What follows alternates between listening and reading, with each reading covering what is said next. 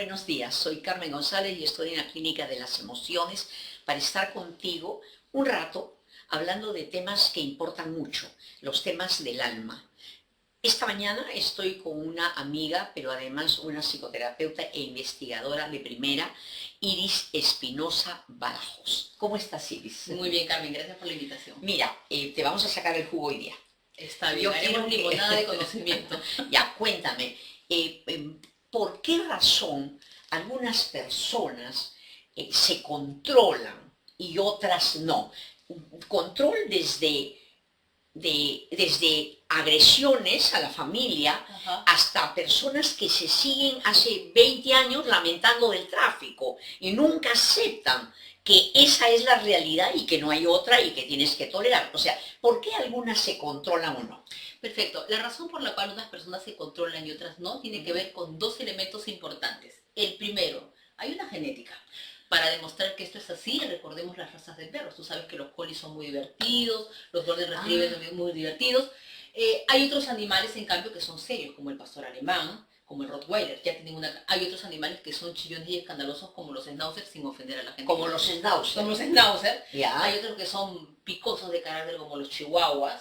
Hay otros que son destructores, como los beagle. Hay animales diseñados para la caza, porque son temas genéticos. ¿Qué quiere decir eso? Así como heredamos el color del cabello, el color de los ojos, la forma de las manos, los pómulos, la contextura, ciertas tendencias de piel, etcétera, que son características físicas. Ancho de los pies, forma de los dedos. Y que se transmiten genéticamente, de igual manera también se heredan cierta forma en que tus neuronas se van a conectar. Ejemplo, usted compra una computadora y usted dice, ¿con qué software ya viene? Acá tenemos la estructura de Windows no sé cuánto, de Windows, etc. Apple. Pero faltan los software, ¿verdad? Que hay que llenar. Esa estructura con la que ya viene una computadora es como el gen, o sea, ya hay un armazón. Y te dicen, miren, esta computadora, ese programa no corre porque es muy antiguo, tienen que ponerle ese programa. Entonces, ¿qué pasa? Las personas ya nacemos con una tendencia genética a que nuestras neuronas y nuestros neurotransmisores fluyan de una cierta manera. Claro. Ese es el factor gen. Entonces, ¿qué quiere decir? Que claro, pero esa es la estructura de la computadora. Claro. Ahora faltan los programas. Ahí está, y ahora falta el ambiente. Segundo factor. El ambiente. El ambiente. Entonces, el primer factor de agresividad, a veces hay componentes genéticos. Ahora, estamos a uno hablando... les cuesta más y a otro les cuesta más. Ahora estamos hablando de... Cuando hablamos de ambiente, estamos hablando de crianza. Estamos hablando de la experiencia intrauterina en el vientre y estamos hablando de la crianza. Cuando hablamos de la experiencia intrauterina, nos referimos a qué sintió la madre cuando te estaba gestando. Si la madre tuvo colerones, hay una bioquímica en el niño. Entonces el niño no sabe por qué siente el colerón, pero siente el colerón. Claro, seguramente hay un movimiento, la sangre se fluye. La adrenalina fluye más. La adrenalina, el cortisol va más o menos. El niño no sabe por qué, solamente siente la cólera, la alegría o la emoción que la mamá le transmite. Porque no hay que olvidar que cuando el feto está en el vientre materno, el sistema nervioso de la madre comanda el sistema nervioso del bebé. Luego tienes la experiencia del ambiente. Qué interesante me parece todo lo que estás diciendo. Viviste con padres tranquilos, viviste con padres que no se controlaban. Y ahí tienes el siguiente factor. Entonces vamos teniendo dos, ¿verdad? La genética y el ambiente. Acá tenemos un elemento, digamos, un postre en el cual tú tienes tu pan y qué va dentro.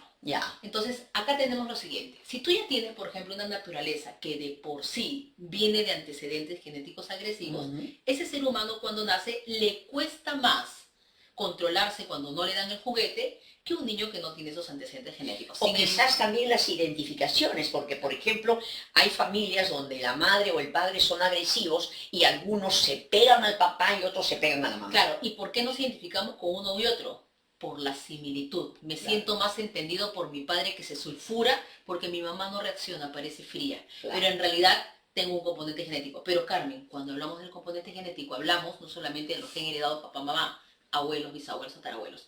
Recordemos el famoso caso de este gran investigador James Fallon, un académico muy reconocido. No lo conocía. Que su tatarabuela fue Lizzie Borden, la famosa asesina psicópata. Y que años después, él, 4 generaciones después, hereda un cerebro de psicópata. Ese es interesante, más no sus padres y tampoco sus hijos. Entonces, ¿qué tenemos acá? ¿Y él también, él llegó a matar? ¿También? No, curiosamente, aquí viene el punto. Él nace con un cerebro de psicópata. tiene Pero el estructura, ambiente fue pero el diferente. ambiente fue maravilloso. Claro, el ambiente es Padres, fundamental. madres educados, serenos, controlados, afectuosos, comprometidos, comunicativos. ¿En qué quedó eso? Quedó en una persona que tiene una potencialmente psicópata con unos comportamientos extraños, pero que no desarrolla síntomas de agresividad. Claro. ¿Qué quiere decir? ¿Y cuáles eran los componentes con el comportamiento extraño, por ejemplo? El comportamiento extraño era el siguiente, ¿no? A él le hacen en televisión un reto y le dicen, a ver, doctor Fallon, usted que se ha especializado en una investigación del cerebro de los psicópatas, ¿por qué no hace la investigación de su familia? Entonces, ¿qué hace él? Reúne a 50 miembros cercanos de su familia, hace las investigaciones con un equipo de científicos y encuentran y dicen, doctor Fallon, acá no se encontró un cerebro psicópata. Qué raro, dice él, volvamos a hacerlo. Vuelven a hacer, vuelven a encontrar en el mismo individuo. Pregunta, ¿de quién es este cerebro psicópata? El suyo, doctor. Entonces, claro, entonces él se sorprende, va donde su esposa y le dice, tengo que decirte que tengo el cerebro de un psicópata. Y se ha heredado a mi tatarabuela Lizzie Border. Ella le dice, James, siempre supe que algo en ti no es como los demás. Tienes comportamientos extraños. Cuando vas a las actuaciones de nuestras hijas, las miras con frialdad y te retiras sin decir una palabra. Va donde sus amigos, biólogos como él, científicos, y les dice, no, tengo que informarles que tengo un cerebro psicópata. James, siempre supimos que tenías algo raro. Cuando algo no te parece o no te gusta, simplemente te retiras y te vas. No te ríes de cosas que a todos nos hacen gracia. Cuesta que te rías. Cuando celebramos a alguien, tú simplemente muestras una expresión de anómala frialdad, pero eres inofensivo. Su esposa le dijo lo mismo. Entonces, aquí viene el punto. Respondió en el tema de por qué uno se controla así. Claro, porque el psicópata no siente por los demás. No, claro. O sea, él... Pero no llega a actuar. No llega a desarrollar la potencial estructura psicópata. Claro. Apenas ciertos rasgos de psicopatía social. Nada más de tipo social. Y aquí viene el punto. Él dice, me obligo a hacer cosas que no siento. Claro. De tal manera que yo soy consciente que lo que hace el entorno socialmente es lo normal. Yo no lo siento, pero me obligo a actuar así por un tema de remodelación neuronal. Ajá. Porque ahí viene un punto. Uno puede tener una tendencia agresiva, pero uno puede comenzar a tener actitudes y hábitos de no agresivo. La gente se siente mal y dice, yo no quiero sentir rabia. Yo le digo, el problema no es que sienta rabia, el problema es que no la controle. Claro. Entonces, todos sentimos todo. Todos sentimos envidia, rabia, todo, celos. pero el logro es reconocerlo, porque cuando el cerebro reconoce, la emoción desaparece. Bion dice que solo se controla la emoción con el pensamiento, porque ya estás en otro cerebro. Y aquí vamos justamente a la parte importante que todos tus oyentes y televidentes tienen que saber. Nuestro cerebro tiene 3 niveles de acción, como una empresa que tiene 3 jerarquías. Tenemos el nivel instintivo, donde están los instintos básicos, comer, reproducirse, dormir, el reptiliano. Tenemos el cerebro mamífero, donde están las emociones grupales, las que nos tienen apegados a la familia, y donde se encuentra el apego afectivo. Y tenemos el cerebro pensante, donde están todos los pensamientos racionales que son de carácter humanista y social. La memoria que están más, también, que están más allá. Yo. Ya. El instintivo dice yo primero, el emocional dice mi familia y yo. Y el cerebro pensante dice la humanidad. ¿Dónde estoy yo? Adentro de la humanidad. O sea, estoy adentro. Claro. Entonces mi pensamiento... Soy una parte. Soy una parte de un todo. Claro. O sea, soy un hígado que pertenece a un cuerpo. En cambio, el cerebro mamífero dice, soy un hígado que está acompañado del sistema digestivo. Claro. Y el cerebro reptil dice, soy un hígado y no me importa nada. Claro. Ya, claro. Entonces ahí viene el punto. El punto es, ¿cómo hago?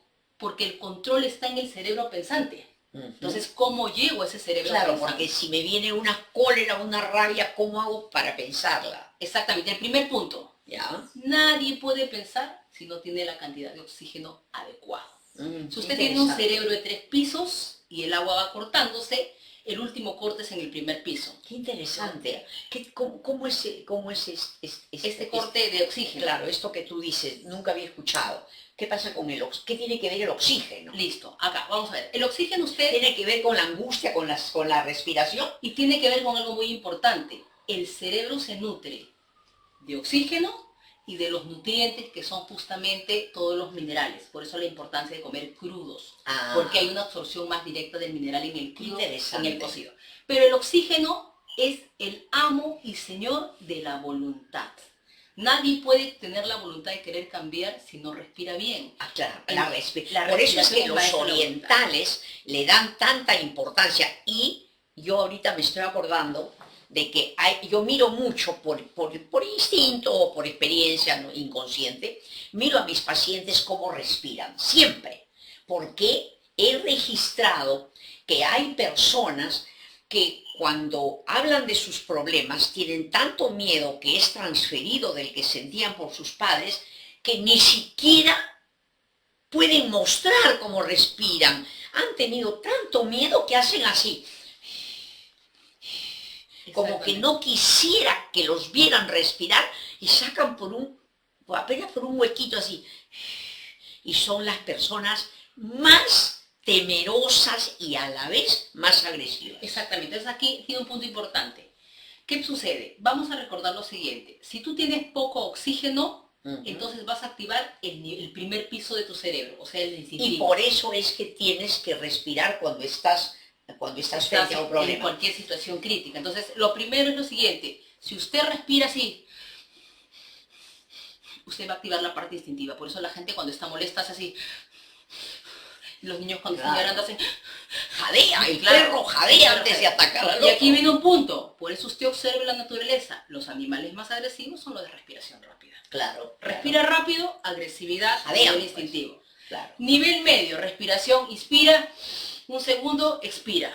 Todavía no llegamos al tercer piso, eso le va a activar la parte sentimental. Usted ve una situación, no le quieren dar la silla. Si usted utiliza la respiración rápida, quítate, y bota a la persona de una patada. Claro. Si su respiración es así, usted dice, ya pues, dame la silla, no seas así, qué malo eres mi amigo, no me hagas esto. Usted apela al chantaje emocional u otra emoción de carácter convivencial inmediato que le permita obtener algo. El niño que hace su chantaje emocional y te dice, mamá, por favor, dame pues. ¿Sí? Claro. Pero si usted respira profundo de la siguiente manera, solo por la nariz para que la cantidad que entre y sale sea la misma, usted inspira en 4 segundos.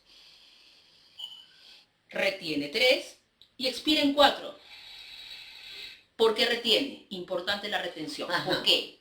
Cuando usted aspira, usted necesita de todos los componentes que hay en el aire, dos importantes, el oxígeno y el carbono. No en el anhidrido carbónico, no, el carbono. ¿Cómo? A ver, usted necesita 2 elementos, oxígeno y carbono. Ya. El oxígeno alimenta su cerebro. ¿Qué hace el carbono? Hay que sacarlo.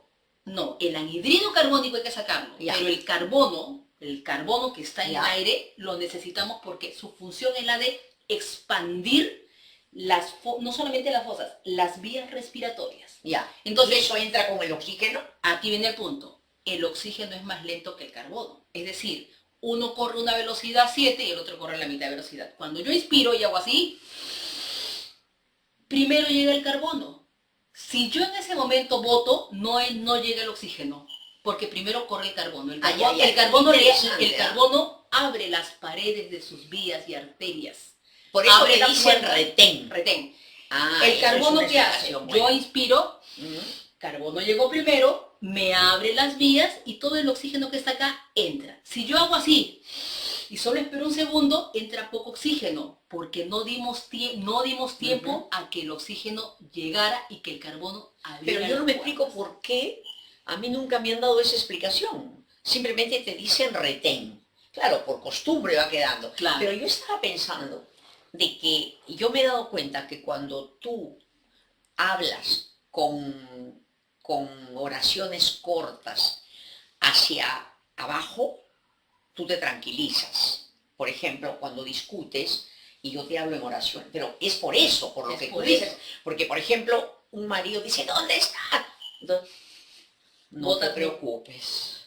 Sí. Entonces, ¿qué pasa en ese? Porque cuando tú hablas en do, no en do, re, oye, ¿qué te pasa? No, en do. ¿Qué estás diciendo? Exactamente. ¿Qué es lo que está pasando con la respiración? Es más pausada y usted está dando tiempo para inspirar, retener y expirar. Si usted habla todo el tiempo, no es muy saludable para la respiración porque no tiene los tiempos de Mira que yo había descubierto eso simplemente por experiencia. Por intuición.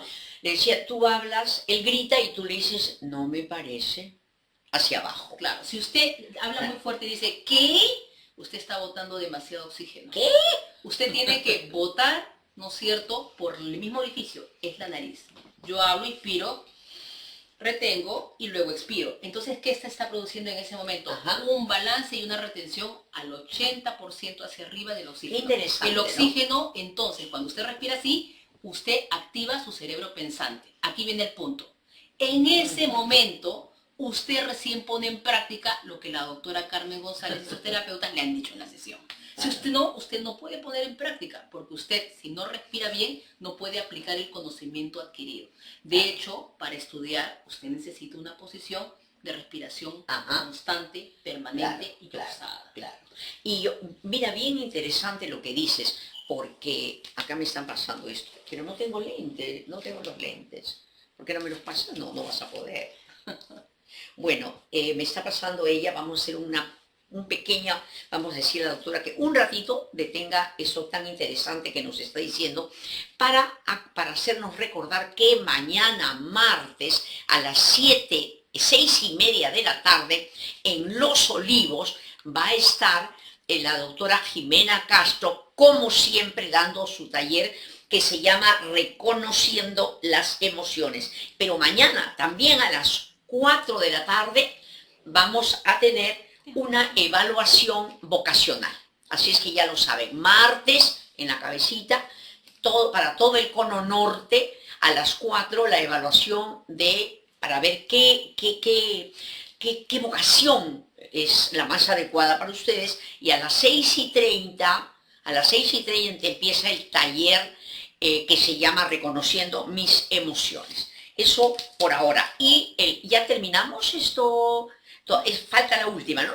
Ya dentro de las jornadas terapéuticas que hacemos, el día miércoles es la última sesión que tenemos aquí en Miraflores. Es una jornada de 3 sesiones para analizar todas las relaciones tóxicas que nos pasa como parejas, como madres, como hijos, qué nos está pasando cuando nos vinculamos a los seres queridos de una manera tóxica. Entonces el miércoles a las 7 de la noche es la última jornada. No hay necesidad de haber venido a las otras. Tú puedes venir acá nomás. Y entonces ya sabes, martes en Olivos, miércoles aquí y el día jueves, como siempre, también aquí, en los 2 talleres que tenemos, Renacer, a las 7 de la noche y a las 10 el primero es 7 a 8:30 y el segundo de 8:30 a 10 de la noche, ¿no? ¿Qué más? ¿Tenemos otra cosa? No. Para promocionar, no hay otra cosa. Constelación familiar. La constelación familiar acá.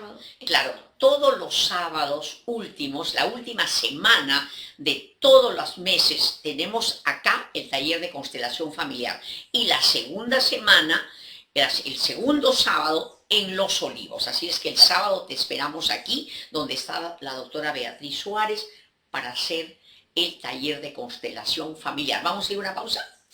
Sí, vamos a una pausita y regresamos. Y bien interesante.